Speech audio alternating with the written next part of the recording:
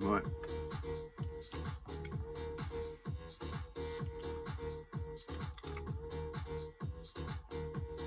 Hello. So someone commented yesterday, a couple of days ago, they said update on the Golden Chronicles video I made some time ago. And so I was thinking about posting this video I made about Satanism and religious confusion, which I then took that as a sign, okay, I'll just like upload that, thinking that's an update, but then that's equally not really related to the previous video in a sense. So this is more of an update. I suppose it's more like Urine Therapy based. It's my life appears to be, or has been, in all honesty, for the last like fucking 10 years probably, realistically at this point, like on and off, you know. It's not something that, because it's such a taboo, really. Or oddly, and it isn't it? I mean, in the normal world, I feel like it's very taboo, isn't it? Like display and urine and stuff. Or it's like a kink, right?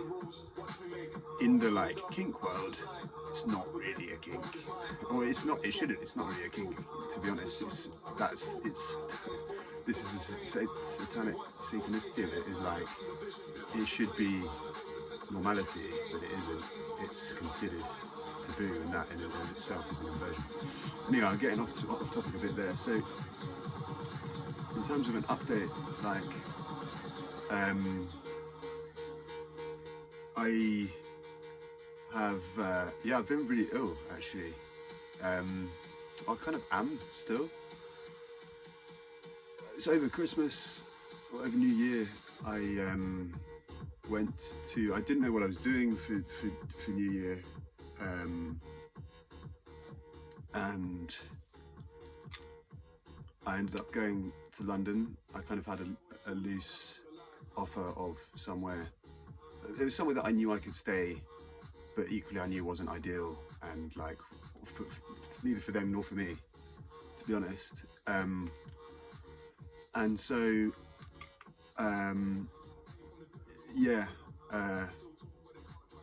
went to London, and then I think it was just like compounded by, I mean, I believe that physical illness is a mirror of psychological illness. So what the psychological like grains were there, I think it's just me, fundamentally it's me not wanting to be where I am, like, and this is an update, that something I've been slightly vindicated about is the fact that I shouldn't have been, legally, from a legal point at least, I shouldn't have been deported from the Caribbean. In March I got a letter from the French state, whenever it was, sometime before Christmas, just saying, oh yeah, we fucked up. It appears that we shouldn't have deported you, that you shouldn't have spent 20 days in immigration custody and then been whisked to the other side of the world against your will, which then involved a whole load of other knock-on effects of going to prison in the UK and like being on a tag in a place that you don't want to be, and then just all sorts of stuff. So I think it was my body just being like, look, you don't want to be here, you don't really want to be celebrating New Year in the way that you are doing it, arguably you don't even particularly care about the 31st of December, you know. I find like, well, getting more in line with sort of what might be termed pagan. It's a mix, isn't it? It's like pagan, Norse, just older, just like pluralistic in terms of gods. It's more about celestial goings on, which on the one hand are very material and very real, right? You're going to struggle to argue about the existence of the sun, the moon, and the stars. I mean, the stars. Yeah, right. Getting well off track here, but where was I? That I'm not that fussed about New Year in terms of like, there's a lot of pressure for people to have a fun time, and it's also like a really dark time of year because it's just after the solstice, and it's just this clash of all sorts of things. And I've had some like beautiful, excellent New Years all over the world. I've been very, very fortunate. So I don't really feel the need to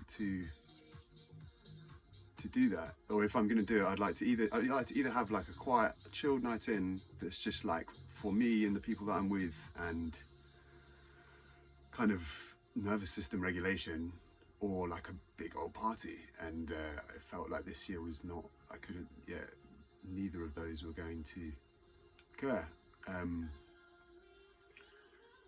So yeah, and then I was dealing with some stuff in London, like where I used to live. Me not having a place to live fundamentally, or a place that I can call home. Like here is home, but it's not. It's my parents' caravan, which is not. I don't think it's. I mean, it's a great caravan. Don't get me wrong.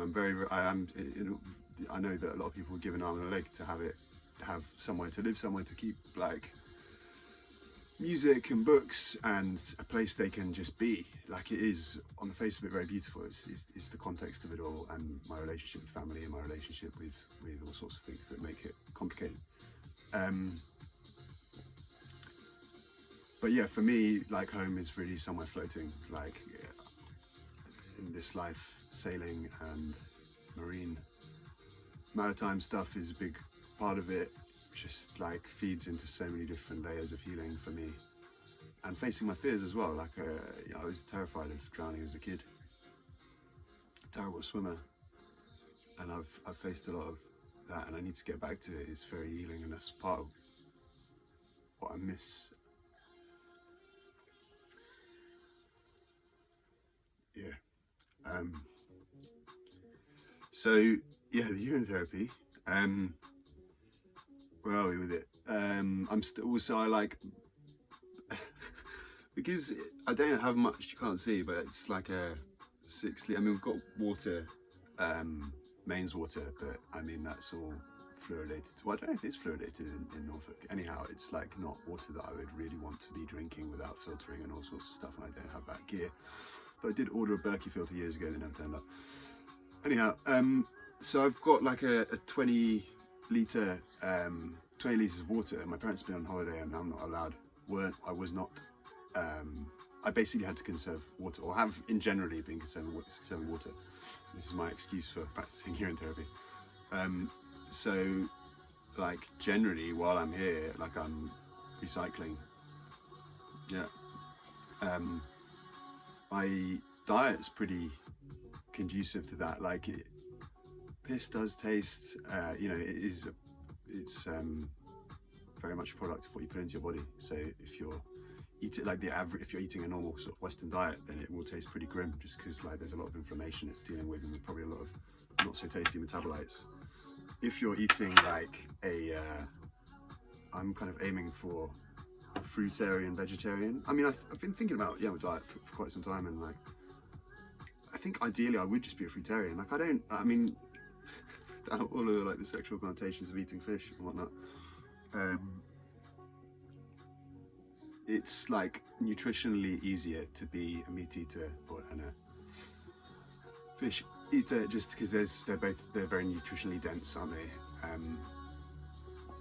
Although, yeah, God, now I'm getting sidetracked. I'd rather be eating other kinds of healthier fish. So yeah, if you're eating a fruitarian, vegetarian diet, then I think your piss will pretty much taste like Tropicana. Like, haven't got there yet, but yeah, I don't think it's not an experiment that I don't think there's been much industry funding into how to get one's piss to the right flavour. But yeah, like, it's just not that far from the taste of, like, I feel like on a Western diet, it just isn't that far from the taste of beer. This is why it's hilarious that there's such a taboo, and it's seen as such a humiliating thing. Like, oh, you're drinking piss. It seems to be, particularly among men, like a very, like, I suppose maybe making someone drink your piss is a form of, well, that is a form of humiliation. I think making someone do anything is a form of humiliation, but yeah, it is very, very close tasting to beer. Like, I would say that beer tastes like probably worse, depending on the beer, of course.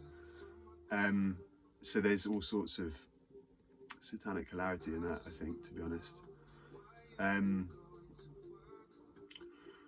Yeah, so in terms of my urine therapy, I'll, like, in the mornings, I think ideally I just do like morning and evening.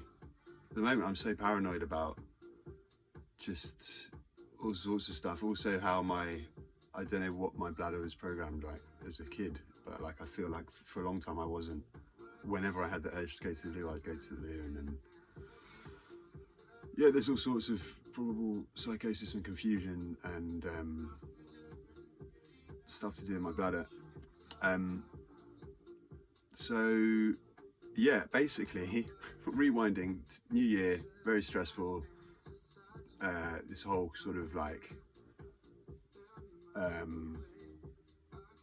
complex of things that meant that I think my body mind complex was pretty stressed out and didn't really want to be where it was, and also acknowledged that it wasn't. Yeah, I don't know.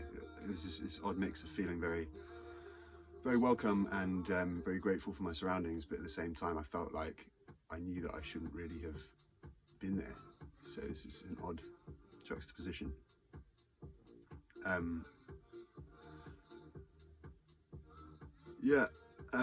And so I'm still kind of dealing with the fallout of that illness. I got very ill, like the most ill I've been in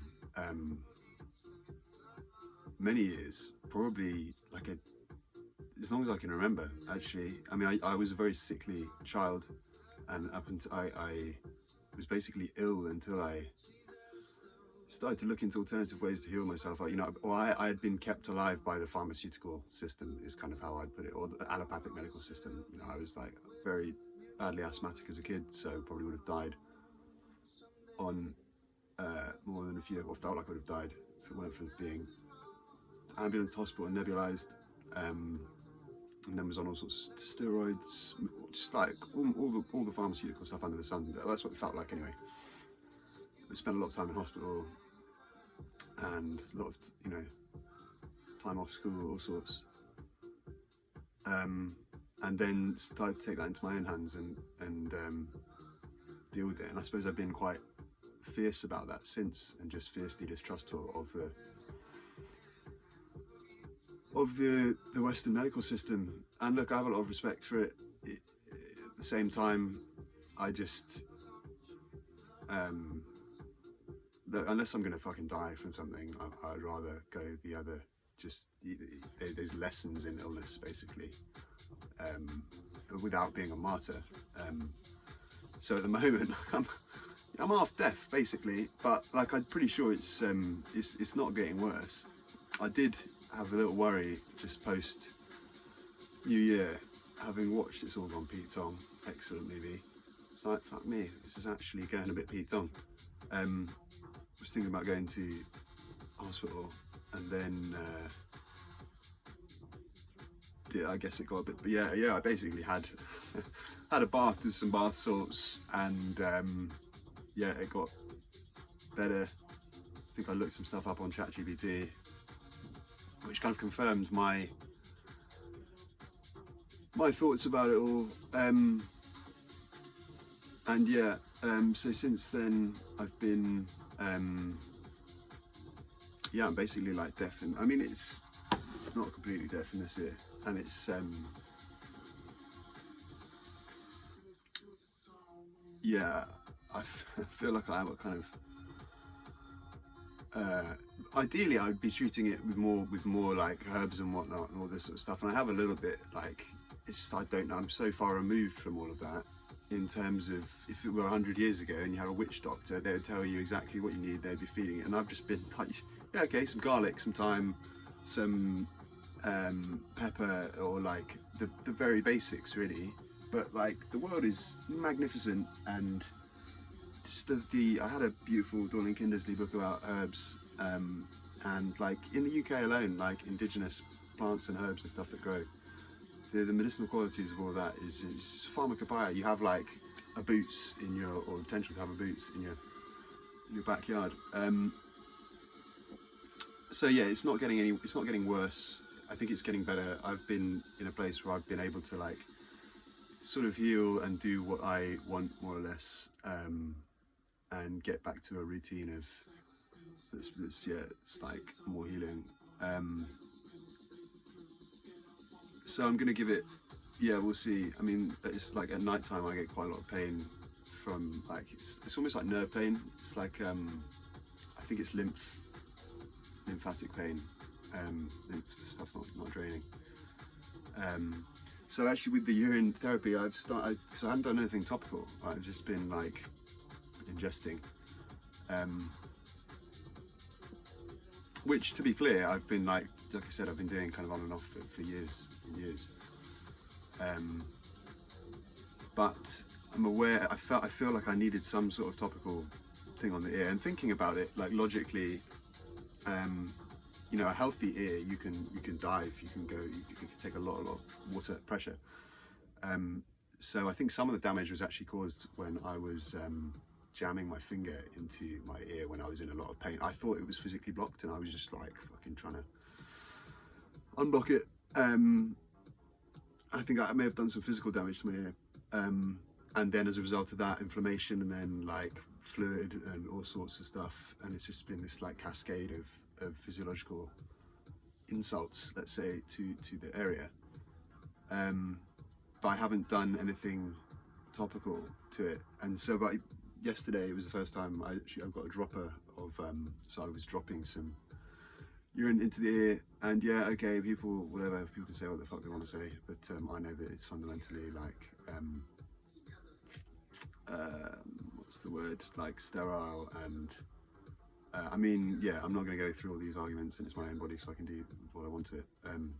We'll see, won't we, whether I end up, if I end up deaf, well then it's all documented. I mean, I'll admit, part of me, I'm a bit tired of, that's not fair actually, I'm not tired of life. I think it'd be an interesting experiment. It's something I'd like to be able to reverse, but like loss of any sense, I think, is quite a powerful way to open up other faculties, other parts of one's being. You know, I've often thought it'd be interesting to experience being blind for like a week or so. I've often thought that probably might be part of initiation to certain secret societies and whatnot, or certain like initiatory paths. So yeah, this has been I think I've yammered on enough, to be honest. It's enough of an update.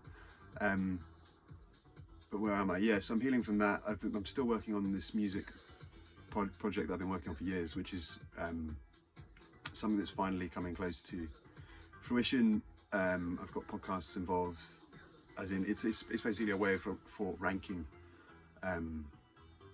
music, charting music outside of algorithms and plays and other kind of artificial metrics. So it allows people to